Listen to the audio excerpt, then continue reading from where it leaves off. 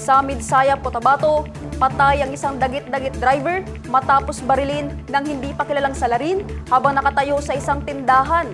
Ang blotter mula kay Joelyn de la Cruz.